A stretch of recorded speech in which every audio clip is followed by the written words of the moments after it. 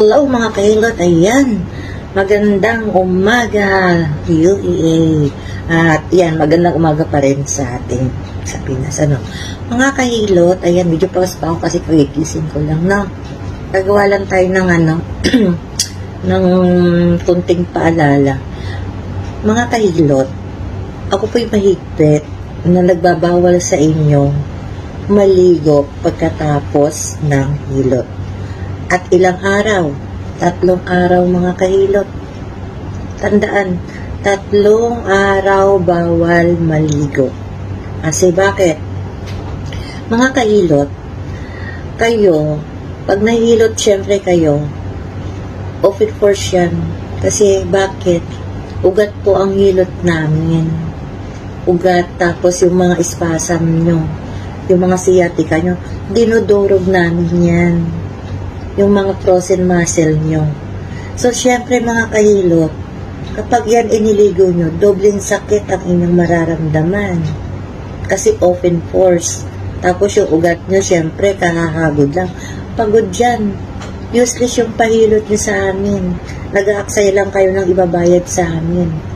Kaya nga, mga kahilot, habang ako'y naghihilot sa inyo, may kasamang pagdedemo para may matutunan po kayo. Kasi unang-una, andun ang concern ko sa mga kliyente ko. Dahil siguro kung wala akong concern sa mga kliyente ko, since 2008 magpahanggang ngayon, hindi highly recommended ang serbisyo ko.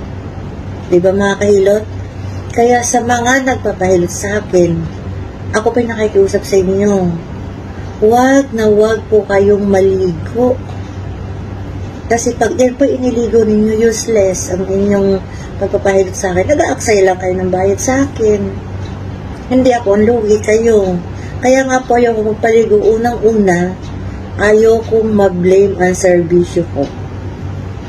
Ayaw kong ma-blame ang serbisyo ko. Ngayon kung nagdadalawang isip ka po na gagaling ka sa hilot, yan po ay nararamdaman ko. Nararamdaman ko po yan. Sa totoo lang po. Kaya pag naramdaman ko po na pumunta dito sa akin, na nagdadalawang isip siyang gumaling sa hilot, eh talagang pinagsasabihan ko po. Kung ikaw ay nagdadalawang isip na gagaling ka sa hilot, eh huwag ka na po magpahilot. Kasi useless po. Nagpahilot ka sa akin, tapos ang isip mo hindi ka gagaling. Di po ba? Sayang lang ibabayad mo sa akin. Ikaw ang lugi, hindi ako. Di po ba? Ganun po yun. Tsaka isa pa, ako ay instrumento lamang. Ako po instrumento lamang ni Lord. Yan. Kapag kayo po ay nagpahilot, unang-una, prayer po. Lagi niyong hingin kay Lord, pupunta ako kay Ate Rose para magpahilot. Gamitin mo po ang kanyang kamay para ako'y gumaling. Ganun po dapat. Number 1 dapat, uunahin nyo ang faith nyo kay Lord. Yun dapat. Kasi sa pamamagitan ng hilot ko, kapag may faith ka kay Lord, gagaling ka po. Yun po ang kaya kong i-garantiya sa inyo. Oo, kung magaling ako manghilot, pero kung wala po akong faith kay Lord, hindi po kayo gagaling eh. Kasi ako instrumento lamang po. Kaya ako po yung kaya po ako ay talagang paulit-ulit na nagsasabi sa mga kliyente ko, huwag kayong maligo after ng hilot. Kasi alam nyo mga kahilot, may kliyente ako dito. Lalaki siya. Matigas ang ulo. Yan. Nagpahilot siya ng gabi. So, syempre, kinabukasan papasok siya sa work, diba? Hindi daw niya kayang walang ligo. Alam mo mga kahilot, naligo siya. Hindi inabutan ng half day sa trabaho niya. Alam niyo kung ano naramdaman niya? Para siyang magbiyak na yung ulo niya sa sobrang sakit. Hirap siyang huminga. Kasi bakit? Open force siya nasumpit siya ng hangin. Nasumpit siya ng hangin. Iniligo niya, tapos ibinyahe niya. Pinasok pa niya ng trabaho. Eh di good luck.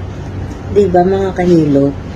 Alam niyo mga kahilot, wala namang mawawala sa inyo kung susundin niyo po yung ipinayo namin sa inyo. Kasi ganito yan Kapag kayo po ay nagpahilot, kailangan buwang loob nyo nagagaling kayo sa hilot. Hindi kayo magdadalawang isip. Kasi pag nagdalawang isip po kayo, kahit ilang beses kayo magpahilot, hindi kayo gagaling. Ganun po yan eh. Tapos, yung alam mo yung sinabihan mo ng huwag magbasa ng kamay. Halimbawa po, nagpahilot ka ngayon, tapos magbabasa ka agad ng kamay. Di good luck. Di po ba? Kasi yung mga kahilot, napakahalaga po ng hilot sa ating katawan. Kaya nga tayo nagpapahilot, di po ba? Para matanggal ang ating mga pilay lamig. Para maalis yung pamamanhid ng ating katawan. Di po ba? Kaya tayo nagpapahilot. Kaya mga kahilot, tiisin nyo lang naman ang 3 araw muna walang ligo. Okay lang muna yung magpunas-punas tayo, bimpo-bimpo. Kasi wala nang po mawawala sa atin. Alam mo mga hair ko din ngayon sobrang linis eh. Yun pa yung madalas na nagkakasakit eh. Napapansin nyo po ba? Kaya mga kahilot, ako po'y nakikiusap sa inyo. Ito'y para sa inyo. At hindi kayo lugi sa pagpapahilot sa akin. Makiusap, huwag maliligo ng 3 araw. Ngayon po, kung hindi nyo kayang tiisin ng walang ligo 3 araw, huwag po kayong magpahilot sa akin kasi useless. Dahil kapag iniligo nyo po yan, dobleng sakit ang inyong mararamdaman. Ayan mga kahilot. Harinawa ay makatulong ito sa inyo. Para din po ito sa kalusugan ninyo. Maraming salamat mga kahilot.